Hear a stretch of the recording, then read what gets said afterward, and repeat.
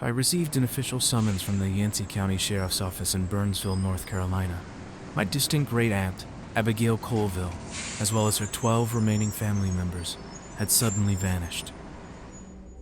I arrived in Burnsville late that afternoon and hitched a ride through the forest-surrounded highway on a small, rickety old bus.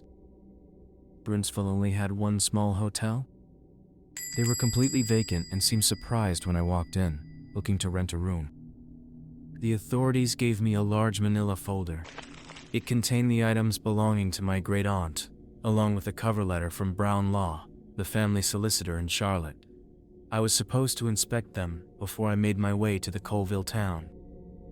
They had been settled long before the Civil War took place. They procured the large swathe of lands near the southern end of the Appalachians.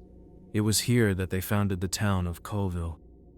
Supposedly, the Colvilles had looked normal enough in their early years.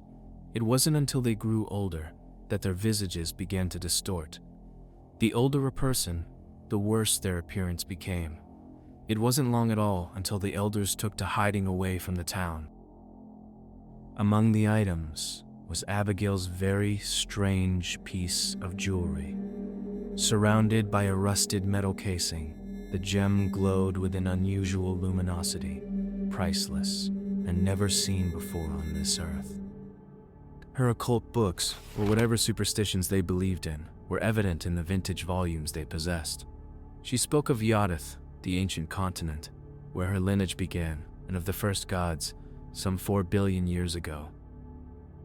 That morning, I hiked the miles to the hilled property that held the ruins of Colville, stretching out a mile in the valley.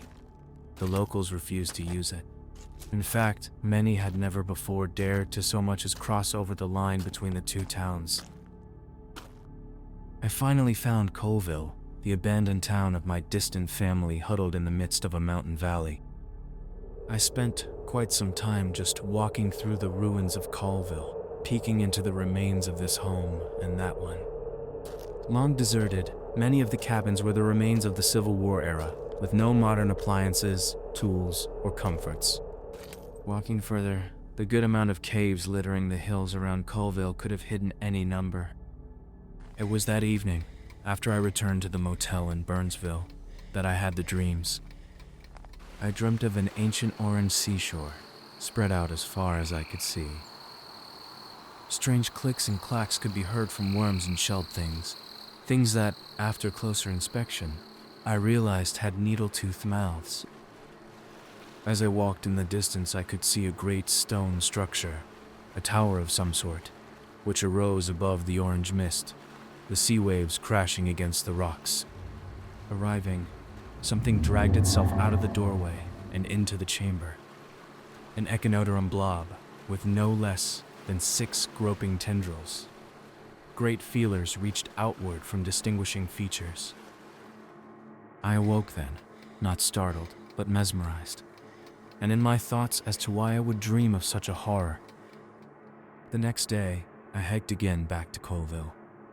The town seemed to beckon me despite the mysterious reputation, the sunlit silence strangely eerie. But it was the luminous orange glow that drove me to the opening of one of the caves. A realization that I, too, was a Colville. Was that monstrosity in the dream the ancestor of the Colvilles? Would my features change as theirs had? Had those ancient races that ruled on Yidath 4 billion years ago lived to our current day? They had intermingled with humans and used their ancient magic to hide their true appearances, monsters. But as I descended into the growing light, I wondered if we really were the monsters.